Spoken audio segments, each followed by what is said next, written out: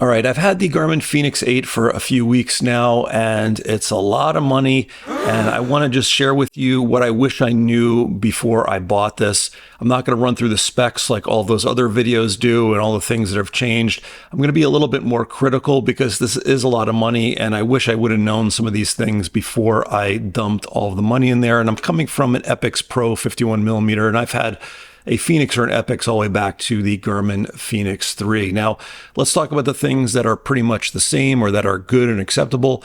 First being the tracking. The accuracy is almost identical to my Epix Pro. I think the GPS chipset and antenna is probably exactly the same, but everything there jibes, just the way it was before. Battery life also very similar to the Epix Pro. And if you look at the specs, the claimed battery life on the website from Garmin, the Epix Pro is actually a little bit better in some areas than the Fenix 8, but I found that the Fenix 8 was pretty much the same. I can wear this for a week or two with, doing activities day to day and not have to charge it. So in that respect, it was fine. The screen, almost identical. It might be identical to specs, but in terms of using it outside, looked identical to me. I like the AMOLED because I can see more detail on the map and it's just easier for me to read in the sunlight. I know people love MIP, but I've gone to the AMOLED without any problems. The one thing that was weird was at night on the same brightness settings, there's some kind of an auto dimmer on the Fenix 8 and it's hard to read. It gets dimmer. I'm not sure if this is going to be addressed, hopefully in a future firmware update where I can turn this on and off. But you can see, the Epix Pro on the same setting is definitely way, way brighter.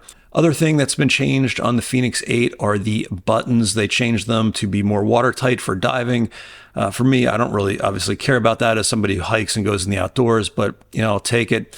The difference though is that when you press in the buttons on the Fenix 8, there's a little electronic buzz that happens, and the button play, like the distance that you press them in, is less than it is on my old watch, like the Epix Pro or the Fenix. The Epix Pro, these buttons are mechanical, and I think these are the same buttons I've had for many, many years. But when you press them in, there's more play, and there's more of a feel, like a feedback feel, mechanical feedback that you've pressed it in. Now, I haven't taken the Fenix out in the ice cold where I have gloves on and I'm tired and everything, but just off the top of my head, I'm pretty sure the buttons on the old watches might have, a better feel for when the conditions are extreme. I think the Fenix 8 will be acceptable, but we'll see. I'll follow up when it gets colder out and let you know. They changed the flashlight. Who knew? Who asked for it? But I'll take it. Flashlight's a little bit better on the Fenix 8. I don't know if it's a different LED or reflectors. It works a little bit better. So with the Fenix 8, Garmin redid the operating system. I heard they're not going to be pushing it back to the older models. So this is a rewrite or a brand new version of it. Whatever it is, it's different. But if you had an older Garmin watch and you got on the Fenix 8, a lot of it's exactly the same. The look and feel is different. There are little nuanced things that are different. For example, if you click on the upper right button on the older Garmin watches, you would go into an activity right there. And now you have this list of apps and the activities. Just small things like that. When you're in an activity and you're navigating right before you start, you can choose these settings beneath it. And when you actually do start it, there's swiping left and right to get to the navigation or the main lane or the music. You can also create a course on the fly from here. This is something that you used to have to do in the mobile app and push it to your watch. Course creation on the Fenix 7 and Epix on the watch itself were a little bit clunky, but now it does it just like it does on the phone or the Garmin Connect website right on the watch. So that's neat, but it's a limited thing. It's not really something that was important to me. Overall, the operating system works very similar, even though it is different. Now, the problem is when this first came out, it was riddled with bugs. My watch would restart occasionally, which, if you're going to go out and navigate on a hike and you're depending on that navigation to be safe, thinking that your watch might reboot in the middle of it is not inspiring confidence there. And if you look online, all kinds of people are reporting all kinds of different bugs. Now, Garmin did address this with a couple of firmware updates. It's still not perfect. There's little things that are off, but in general, it's a lot more stable than it was. But this is not the kind of experience I would expect from a premium $1,200 smartwatch when it launched. And overall, when it does work, it's a little bit snappier, a little bit zippier than the Epix Pro or the Fenix 7. The map redraws are still slow. They're nothing like the Apple Watch can do it. But overall, it is a little bit better. Some things in terms of the operating system that are different or new features are these voice commands. You can do voice commands.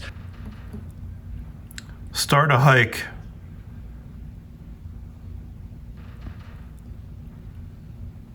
So you can do voice commands. You can do that. Not really important to me. There are voice notes. Didn't really use those much. There's something called a phone assistant where you can press a button and it will pipe you into Siri or on your iPhone or whatever it is on the Android, and you can do voice commands there. What's the weather tomorrow? National Weather Service has issued an air quality alert. You have to hold the button down. It's not like an Apple Watch where you can just lift it and talk into it. You can do phone calls now through the watch, but you have to have a phone connected. There's no LTE in this, but you can do a phone call, talk through your watch. It doesn't sound that good. Doesn't sound as good as an Apple Watch, but these are features I didn't really care about so much. One of the things that changed on this new operating system is they made the font a little bit thinner and there's some more gradients. Like it's a little finer, and it was obviously done by somebody who has never, hiked above the tree line for 10 hours and their eyes are blown out and they just want to see things on the watch. Not a huge deal, but I did notice that. And same thing with the watch faces. The watch faces, there's only a couple of them. They didn't bring in the old watch faces from the old watch, so it's not really my style, these. I thought, okay, well, I know what to do. I'm just going to go to the Connect IQ store and download some other watch faces, even though they're usually, the third-party ones are not as good as the Garmin ones, are not as optimized. Sometimes they can burn the battery down more. Went to the Garmin IQ store and it didn't work with my Fenix 8. It eventually worked after a couple of weeks, but again, just a simple thing that Garmin should have figured out before they did this. It works now, and I went to look at some of the Garmin or some of the watch faces, and I saw Garmin was selling them for $5. So if you want another watch face, there are free ones, but if you want to buy one from Garmin, you pay them $5, which is insane, right? It's not the $5. It's just the fact that I just bought a $1,200 watch. There's not a lot of watch faces, and now you want me to pay $5 for another watch face that I might not even like. Kind of crazy. Overall, it didn't feel like a premium experience getting this watch. And I think if I did not have to review this or, had this channel, I would definitely return this Fenix 8 and just use my Epix Pro 51 or use your Fenix, or maybe even look at the Enduro. The Enduro is the same operating system as this, so I'm not sure how buggy or not buggy it is. But overall, it's not a great experience on the Fenix 8. Now, I know some of you say, well, it's not supposed to be an upgrade from the Fenix 7. It's absolutely supposed to be an upgrade. The whole gig, whether it's a Mac or an Apple Watch or a Garmin, is to get a compelling feature set in this new watch so that you will upgrade your Fenix 7 or Pro or whatever it is to this. That's the whole game. If you told the Garmin CEO, you don't care if people upgrade to the Fenix 8, he'd be like, are you insane? I want everyone to upgrade. So don't be so naive. This is supposed to have been a major upgrade, and really it isn't. And there's even leaks already. It's a couple days or a couple weeks since this came out, and there's already leaks for the Fenix 8 Pro, which is supposed to have a micro LED or micro OLED screen or something like that, better screen with better battery life from it. So I wouldn't get the Fenix 8 unless you have a compelling reason to do so. Even if you have an old watch like a Fenix 5X that has all of the maps on there and a good battery, if that's working for you, just hang on to that. If you have any questions about the Fenix 8, please let me know. I'm happy to answer them. And a big thank you to all my supporters, because Garmin didn't send me this. I bought this with your help so that I could just give you an unfiltered review here and just tell you, whether to get this or not. I'm thinking not.